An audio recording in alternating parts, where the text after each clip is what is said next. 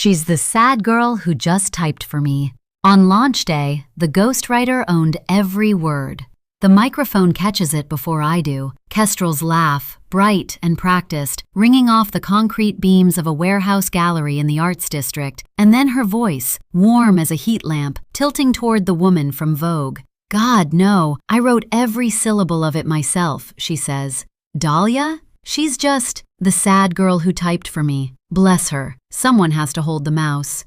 The room laughs the way rooms laugh for pretty people. Somewhere behind me a champagne cork pops and hits a metal light fixture with a ping like a struck bell, and I smell eucalyptus from her signature diffusers, 40 of them, misting a crowd of 300 under a banner 2 stories tall. Kestrel, the stillness method. My own sentences are stacked in glossy hardcovers on 19 tables around me. My name is on none of them.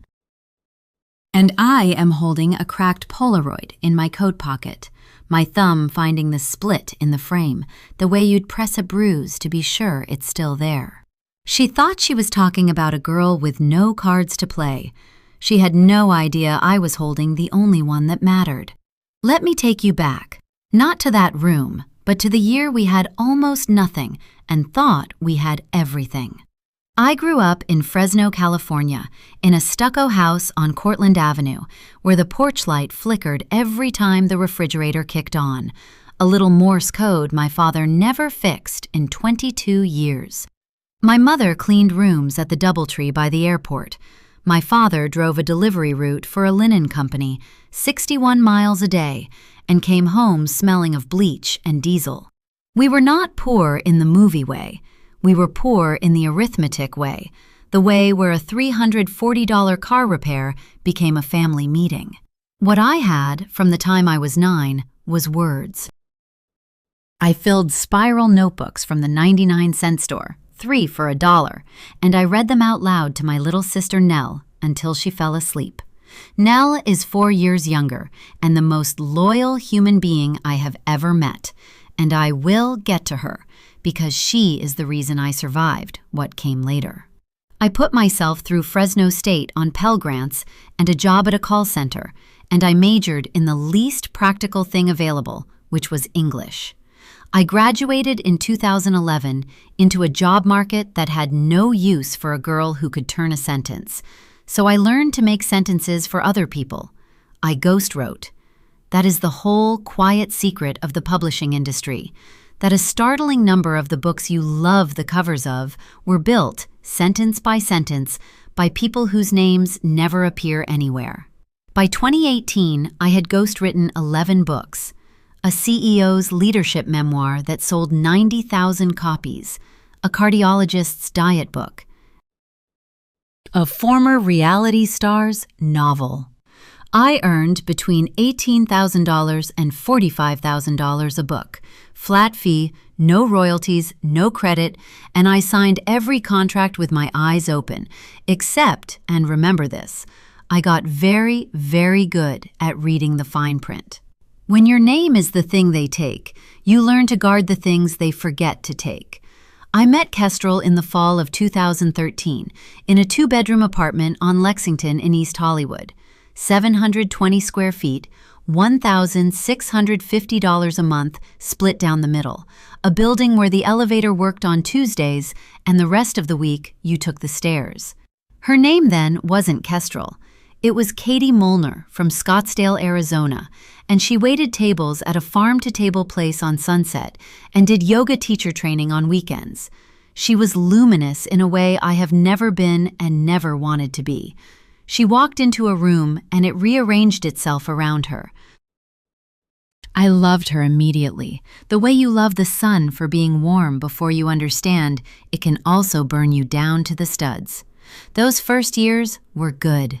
I need you to know that, because the story only cuts if you understand it was real.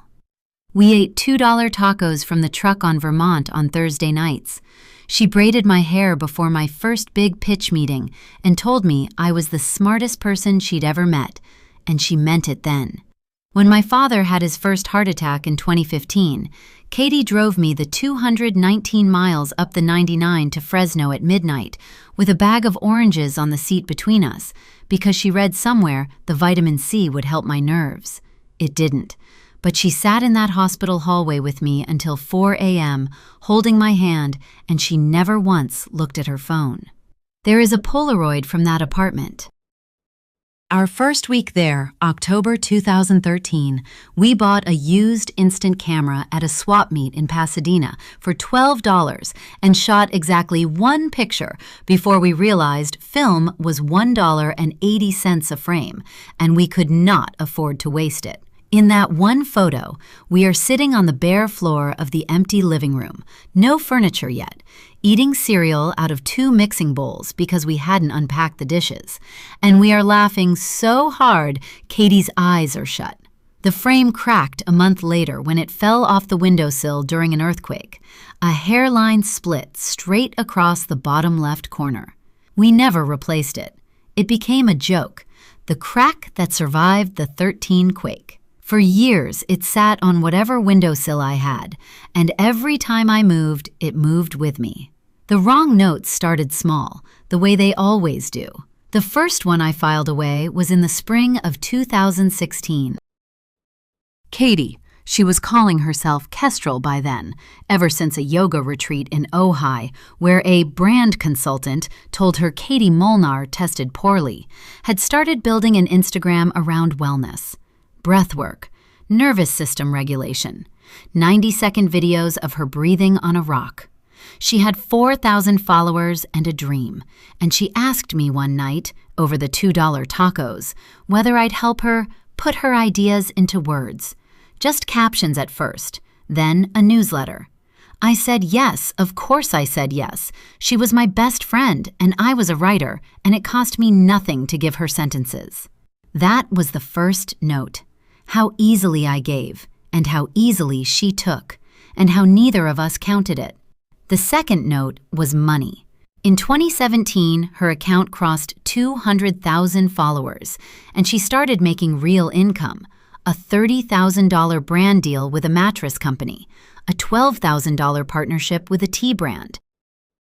I was still ghostwriting other people's books at my desk in the second bedroom, and I noticed she stopped splitting the utilities evenly. Small things. She'd Venmo me $40 for a $110 electric bill and add a heart emoji. I noticed and said nothing, because the friendship was worth more than $70 to me. I filed it. I have always filed things. That is not the same as forgetting them. The third note was the tone. Around late 2017, she started introducing me at her events. She had events by then, breathwork workshops at $85 a head, as my roommate. Not my friend Dahlia, who's a writer, just my roommate, said the way you'd say my assistant or my ride. I stood at the back of a room in Silver Lake once, having driven her there and carried the box of $40 candles she sold at the door, and I watched 40 strangers look right through me. I told myself I was being sensitive. I told Nell about it on the phone, and Nell, 24 then, blunt as a hammer, said, "Dahlia, she's using you like a Kleenex." I told Nell she didn't understand creative partnerships. Nell said, "I understand people who don't say your name." I filed that too. The book was my idea. I want that on the record. In January 2019, over dinner at a ramen place in Little Tokyo, I told Kestrel she should write a book. Not captions, a real book, a proper 75,000-word manifesto of her whole method. The thing that would take her from influencer to author. The thing with a spine that sits on a shelf and lends you the one thing Instagram never can, permanence. She lit up. She grabbed my hands across the table. "Only if you write it with me," she said. "It has to be us. It's always been us." And God help me, I believed the us. We made a deal at that table, on a paper napkin, half a joke and half real. I would write the book. She would provide the voice, the anecdotes, the brand. Because she was cash flush and I was between projects, she would cover my rent for the 8 months of writing. She paid me $4,000 a month, $32,000 total, which we both called an advance against the real deal later. The real deal later was never defined. That vagueness was hers. I let it stand because I trusted her, and because I had a plan she knew nothing about. A habit from 11 ghost-written books that had become as automatic as locking a door. Here is the thing about me that Kestrel never bothered to learn, the thing the whole night in that warehouse turned on. I am the kind of writer who registers her own work. Every manuscript I have ever written from a blank page, I file with the United States Copyright Office the moment the draft is complete. My name, my authorship, $65 per registration, a certificate mailed to my apartment. I did it out of paranoia at first, after a client in 2014 tried to stiff me and I had no proof I'd written a word. It became ritual. 11 books, 11 certificates, in a fireproof box from Office Depot under my bed. I never mentioned it to clients. Why would I? It was my insurance, not their business. I wrote the book in 8 months, March to October 2019. All of it. Every metaphor, every chapter arc, the entire structure, the 4 stillnesses, the framework that would sell 500,000 copies. Kestrel's contribution was the anecdotes, delivered in voice memos I transcribed and transformed, and a great deal of feedback like, "Make it more me," and "less sad." When the manuscript was done, October 14th, 2019, I did what I always do. I mailed the deposit copy to the Copyright Office. I filled in the author field with the truth. The words were mine. The registration cleared. Certificate number on file. I put it in the fireproof box, next to the cracked Polaroid, which I'd moved in there for safekeeping during a leaky roof winter. And I forgot about it the way you forget about a spare key you know is under the mat. Then came the erosion in full. Kestrel shopped the manuscript I wrote, and in early 2020 signed a book deal with Lantern House, a mid-size publisher in New York, for a reported $250,000 advance. I found out about the number from a trade newsletter, not from her. When I congratulated her, she hugged me and said, "We did it." When I asked gently about my credit, a "with Dahlia Farrow" on the cover, an acknowledgement, anything, she got a look I'd never seen before, a stillness that had nothing to do with her method. "Let's talk about it later," she said. "The brand is cleaner if it's just me. People buy a person, not a committee." Later never came. The pandemic came instead, and it made her enormous. The stillness method was exactly the product a terrified, lockdown country wanted in 2020 and 2021. Her following went from 400,000 to 2.3 million. Lantern House pushed the book back twice, then scheduled the launch, the big one, the coming out party, for the spring of 2024 to coincide with a wellness app she was launching, a $9.99 a month subscription that would eventually have 180,000 users. Somewhere in those 4 years, I stopped being us. I got the occasional text, then the occasional non-response. Then, in 2023, I got a certified letter from a law firm in Century City on Kestrel's behalf, thanking me for my editorial assistance and enclosing a check for $15,000 as a full and final good faith gesture with a 2-page non-disclosure agreement I was invited to sign. Editorial assistance. $15,000. For a book that had earned her, by then, well over $1 million. I did not sign it. I did not cash the check. I filed it. The boiling point had a specific date and a specific sound. October 2023, a rooftop in West Hollywood, a party for Kestrel's app pre-launch, 300 people, a DJ, a step and repeat with her face on it 11 times. Nell came with me because Nell has never in her life let me walk into something like that alone. I wore the one good dress I owned, a $89 black thing from a sample sale, and I came because Kestrel had personally texted me, "Please come, it wouldn't be real without you." And part of me, the 9-year-old with the 99-cent notebooks, still wanted to believe her. I was standing near the bar when I heard her. She didn't know I was there. She was holding court with a cluster of brand people and a journalist, and the journalist asked, half joking, whether she'd really written the whole book herself, all 75,000 words, with everything else she had going on. And Kestrel laughed, that heat lamp laugh, and said, "Oh my God, yes. I mean, I had a girl who helped format it and stuff. Dahlia, sweet thing. Kind of a sad girl, honestly," she just typed for me. And the cluster laughed, and the journalist wrote something down, and I stood there with a warm glass of $14 natural wine going sour in my hand, and the eucalyptus in my nose, and I felt something in my chest go very, very quiet. Nell heard it too. She'd been walking back from the bathroom, and she stopped dead beside me. She looked at me. She didn't say, "Let's go." She didn't say, "I'm sorry." She didn't perform any of it. She just took my free hand and squeezed it once, hard, and said, low, so only I could hear, "You wrote that book. I watched you write it. I brought you soup." That was my conscience witness, my little sister in a Ross dress, holding my hand at a party full of liars, telling me the truth about my own life so I wouldn't lose it. I have loved a lot of people. I have never loved anyone the way I love Nell in that memory. I did not cry on that rooftop. I want to be precise about this because the movies get it wrong. There was no shattered glass, no scene. What happened was a click. A small, cold, internal click, like a deadbolt sliding home. The sad girl who just typed for me. I turned the phrase over once, felt its weight, and set it down. And in the elevator on the way out, the elevator worked at this building. Of course it did.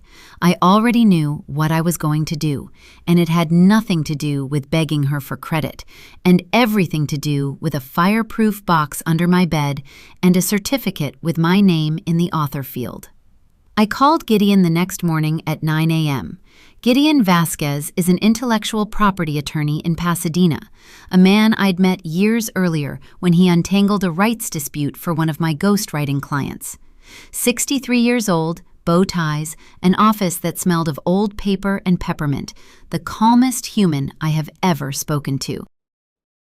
I laid it all out, the napkin deal, the voice memos, the $32,000, the registration, the manuscript, the 4-year erasure, the sad girl who typed for me. I read him the copyright certificate over the phone.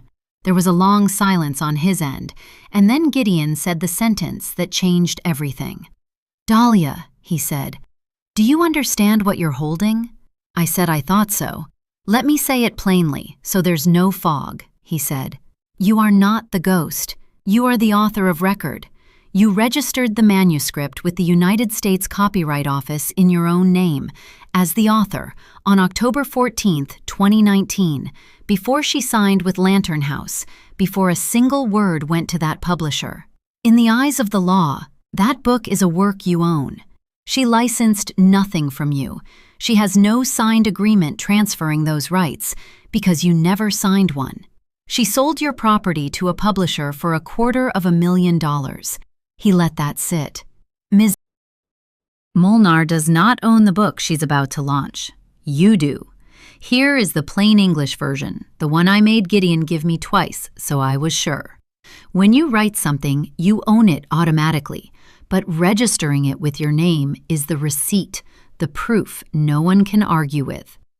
Kestrel had spent 4 years, 2 million followers, and a $250,000 advance building an empire on a house. And the deed to that house, filed in a government office, had my name on it, not hers, mine. We did not sue in the dark. We prepared in the daylight, quietly, for 5 months. Gideon was clear about one thing. The goal was not a lawsuit that would drag through the courts for 3 years and enrich lawyers. The goal was leverage, applied at the exact moment it could not be ignored. so we built the file. I had the voice memos, 41 of them, date-stamped, in which Kestrel says things like, "You're the writer, I just talk." I had the 8 months of Google Docs, every keystroke logged in the version history, my account, my authorship, revisions at 2 a.m. that no girl who formatted it would ever make. I had the $32,000 in bank records, labeled by her own hand as advance. I had the napkin. I'd kept the napkin in a plastic sleeve because I am the kind of person who keeps napkins. I had the uncashed $15,000 check and the unsigned NDA, which Gideon said were worth their weight in gold because they proved she knew there was something to buy off. And I had the certificate. Gideon reached out to Lantern House's legal department, not loudly, not in the press, just a formal letter in February 2024, notifying them that the copyright in the manuscript they were about to publish was registered to Dahlia Farrow, and attaching the certificate. This is where the system did what the system does. Lantern House's first response was to side with the Star. Their in-house counsel wrote back a chilly 2 paragraphs, suggesting I was a disgruntled work-for-hire assistant, and that any claim was meritless. Work-for-hire requires a signed agreement. There was no signed agreement. Gideon wrote back 1 sentence asking them to produce it. They could not produce it because it did not exist. The tone of the next letter was different. By March, Lantern House's counsel had quietly requested a meeting and quietly gone silent with Kestrel's Century City firm, and quietly, this is the part I savored, flagged the launch as at risk. We could have blocked the book outright in February with a cease and desist and a takedown. Gideon asked me what I wanted, and this is the thing I want you to understand about me because it is the whole difference between me and her. I did not want to burn it. I wrote that book. 500,000 people were going to read my sentences and be helped by them, and I did not hate the sentences just because I'd come to hate what she did with them. I didn't want the book dead. I wanted it mine. I wanted the truth of it standing in daylight, and I wanted her to have to look at it. So I chose the timing. I told Gideon, not now, on launch day. The launch was April 18th, 2024, at a warehouse gallery in the Arts District in Los Angeles. 300 guests, Vogue, an Elle contributor, 2 podcasters with a combined 9 million listeners, the entire Lantern House West Coast team flown in, the wellness app going live at midnight, 40 eucalyptus diffusers, a 2-story banner. Kestrel had not spoken to me directly in 14 months, but, and this tells you everything about how little she saw me, her assistant sent me an invitation, a mass Evite, ID number 231 of 300. She wanted a full room. She never imagined what the room was for. I wore the same $89 black dress. I brought Gideon in a bow tie, carrying a leather folder, and in the inside pocket of my coat, I carried the cracked Polaroid, the 2 of us on a bare floor in 2013, laughing over cereal in mixing bowls, because I wanted to remember, at the exact moment it happened, that there had once been something real, so that what I was about to do would cost me the right amount. Revenge that costs you nothing isn't justice, it's just noise. I let her have the first hour. I stood near the back and heard her tell Vogue she'd written every syllable herself, and heard her call me the sad girl who typed for her one last time into a live microphone with the room laughing. And I found the split in the Polaroid's frame with my thumb, and I felt the click again, calm as a locked door, and I nodded to Gideon. He walked to the Lantern House publisher first, a woman named Priya Anand, who ran their West Coast list, and handed her a single sheet. I watched her face change from across the room. It's a specific thing, watching color leave a person under warehouse lighting. It goes gray-green, like the underside of a leaf. Priya read it twice. She looked up, found me in the crowd, someone must have pointed, and she did something I did not expect. She nodded at me. One professional, respectful nod. The system, presented with the deed, changed sides in the space of 90 seconds. Then Priya walked to the small stage where Kestrel was mid-toast, glass raised, and she said something into Kestrel's ear, and I watched Kestrel's face do the thing. The heat lamp laugh cut off. She looked at the sheet in Priya's hand. She looked out at the room, scanning, and her eyes found me, really found me, saw me for the first time in years. And I watched 2 million followers and a $250,000 advance and a 2-story banner drain out of her expression and leave behind a 26-year-old from Scottsdale named Katie Molnar, who had just realized the floor was not there. She crossed the room to me. 300 people pretended not to watch. She was still holding her champagne, and her hand was shaking, and the eucalyptus was everywhere, and she said, in a whisper that had nothing left of the brand in it, "Dahlia, what did you do?" I let Gideon answer, because that's what you pay an attorney for, and because my voice was the one thing I would not spend cheaply that night. He introduced himself. He explained it in the plain words, the same ones he'd given me. The copyright in the manuscript was registered to me, Dahlia Farrow, as author in October 2019. There was no work-for-hire agreement, no assignment, no license. Lantern House could not legally publish, distribute, or sell the book. Not tonight, not at midnight, not ever, without my written permission. The launch was, as of that moment, halted. The app that quoted the book's framework was exposed too. Everything she was standing on was mine. "You can't," she said. This is my whole," and she stopped because she heard it. We all heard it. The "my" in a sentence about a thing that was not hers. "I wrote every word," I said. It was the first thing I'd said to her in 14 months. I said it quietly. "You know I did. You told a room full of journalists tonight that I'm the sad girl who typed for you. Here's the part you never learned about me in 11 years, Katie. I used the old name on purpose. I always sign my own work. Even when no one lets me put my name on the cover, I put it where it counts. You built a 2 million follower empire on a house, and you never once checked whose name was on the deed. And then Kestrel broke. Not the pretty influencer cry, the real one, ugly and silent, the kind that comes when the story you've been telling about yourself collapses all at once.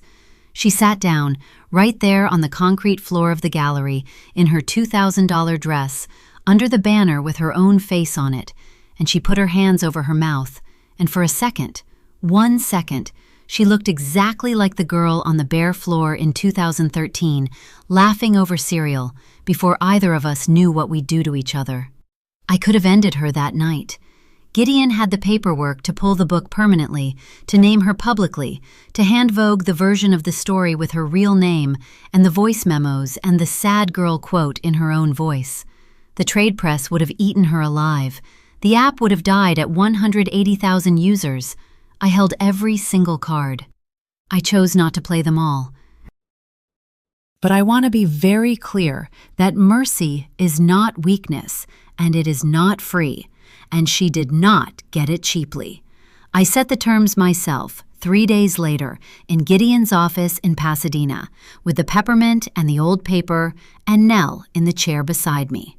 Kestrel came alone, no lawyer. She'd cried herself out by then. What was left was quieter, and I think more honest than anything she'd said to me in years. She didn't argue a single point. That mattered. If she'd argued, I'd have buried her. The terms were these, and they were not negotiable. The book would be published because it deserved to exist, and 500,000 people deserved to read it. But the cover would read, "By Kestrel Molnar with Dahlia Farrow, my name at 60% the size of hers, in ink, forever, on every copy in every printing." I would receive 50% of all past and future book royalties, retroactive to the first dollar, an accounting that came to $214,000, owed immediately and a stream after. My name would go on the copyright page, as it already stood in the government's records. Author. She would issue one correction in writing to the journalist she'd lied to. Not a scandal, not a spectacle, just the truth on the record. And she would never, in any interview, in any post, in any room for the rest of her career, describe my role as anything less than what it was. And the friendship? She asked me at the end in a small voice. Is any of it? I thought about the oranges on the seat of the car at midnight, the braided hair, the hand held in a hospital hallway until 4 a.m. I thought about the girl who drove me 219 miles for nothing before there was a brand to protect. Maybe, I said. Not the way it was. That's gone. You spent it. But maybe something, in daylight with my name on things and boundaries you can see from space. You get one chance to prove the person who drove me to Fresno is still in there somewhere. One. And you're going to earn it slowly, in front of me, for a long time. Not because you're afraid of what I can do, because you're actually sorry. Those are the only terms I'll take. She nodded. She was crying again, but she nodded, and she said, okay, in the voice of Katie Molnar, and I believed her about 80%, which was more than I'd believed her in years, and 80% was enough to start. The book came out that fall, The Stillness Method, by Kestrel Molnar with Dahlia Farrow. It sold 610,000 copies in the first year. I made more from it than from all 11 of my ghost-written books combined. I bought my parents' house on Cortlandt Avenue out from under their mortgage, and the first thing I did was hire an electrician, a man named Rudy, to trace the wiring until the porch light stopped flickering after 22 years. My father stood on the porch in the steady light and didn't say anything for a long minute, which for him is a symphony. Nell moved to Los Angeles. She's my business manager now. I signed the first agency I ever formed over to the two of us, and her name is on the door in the same size as mine, because I know exactly what it costs to leave a name off a door, and I will never do to her what was done to me. We work out of a small office in Highland Park with a stuck-bottom drawer nobody's fixed, and a radio that plays oldies too quietly to make out the words. And it is the best room I have ever worked in. Kestrel earns it, still, slowly. She sends me the corrected drafts of her captions before she posts anything that touches the method. She said my name, unprompted, at a bookstore event in Santa Monica last month. Dahlia Farrow, who wrote this with me, who is the real writer. And she looked at me in the third row when she said it, and I gave her a small nod. One professional, respectful nod, the kind Priya Anand once gave me, and it was enough for that day. We are not what we were. We are something smaller and truer and made entirely of daylight. And it exists because I permitted it to, on my terms, and we both know it. The Polaroid sits on my shelf now, in the Highland Park office, above the stuck drawer. For 11 years, it lived in a frame cracked across the bottom left corner, the crack that survived the 13 quake, the crack we used to joke about. Last week, I bought a new frame at an art store on York Boulevard, $22, solid walnut, nothing precious. And on a slow Friday afternoon, with the radio murmuring and Nell laughing at something on her phone across the room, I lifted the photo out of the old broken frame. The two of us on a bare floor, eating cereal out of mixing bowls, laughing so hard our eyes were shut, before any of it. And I set it into the new one, and I stood it on my own shelf, in my own office, under a light that finally holds steady.